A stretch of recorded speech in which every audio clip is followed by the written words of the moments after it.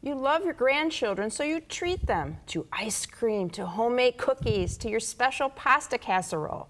But what you may really be treating them to is a lifetime of fighting fat and worrying about weight. Dr. Robert Reznicki is here to help us understand childhood obesity and how we can help the grandchildren we love so much stay healthy and happy. Dr. Reznicki is the Chief Medical Officer for Medical Mutual of Ohio. Welcome back to the show. Thanks so much, Laura. You know, kids tend to be a little heavy when they're young, right? They're going to grow out of it.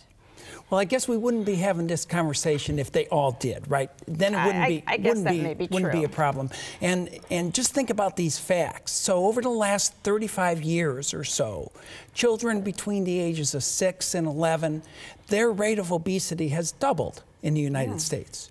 For kids that are a little bit older, from 12 or so to 18, it's quadrupled, so up 4 times. That sounds terrible.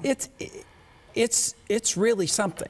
And even in Ohio, about a third, it's estimated, about a third of our children between the ages of 10 and 18 are overweight or obese. And the reason the doctors get involved is because it's not healthy. They have heart problems, they have blood pressure problems, and the amount of diabetes in younger children is becoming alarming. Sounds like they're reaching old age. What is happening? Why is this happening in this society? And you know, you and I have done other segments, and we often talk about what you eat and what you do or what you don't do. And so it is with our children.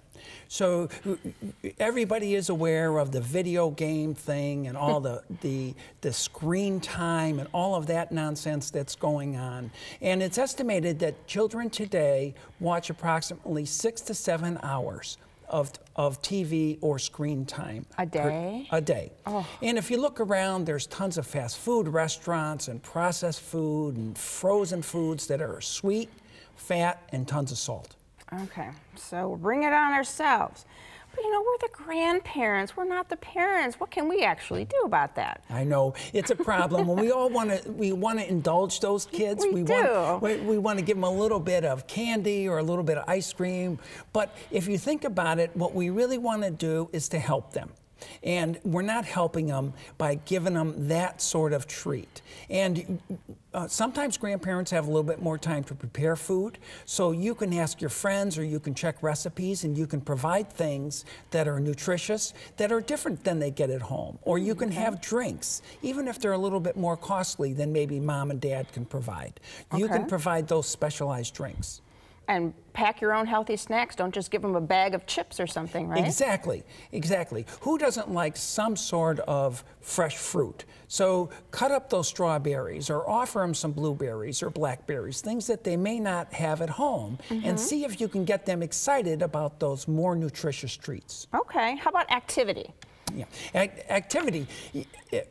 Most older people now, if they can, are trying to stay active themselves. So think about taking your grandchild to the museum or to the metro parks or on hikes, or take them to the golfing range. Think about different activities. If you can't do it yourself, maybe you could take them to a pool, or you could take them someplace where they can engage in activity, even if you have to sit on the bench and observe. Okay, but we hear a lot today also about eating disorders. I mean, isn't focusing so much on weight dangerous, maybe for them psychologically or emotionally? I think it's very important that you don't act judgmentally. I think it's important that you make it clear you love them. No matter what size, shape, no matter what they do, you love them. And it's very important that you do this in a positive way, not saying that their self-image isn't acceptable to you or to anyone else. So you need to be very positive about it and encourage them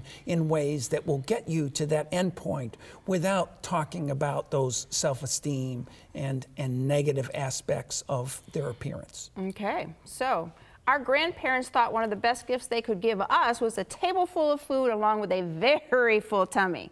Now, thanks to Dr. Reznicki, we know the best gift we can give our grandchildren is healthy eating and an active lifestyle. And that's a gift that can last for the rest of their long and healthy lives. My thanks to Dr. Reznicki for joining us today. My pleasure. Find out more about Medical Mutual of Ohio by visiting their website, www.medmutual.com/2015 options, or call 1-866-488-3266.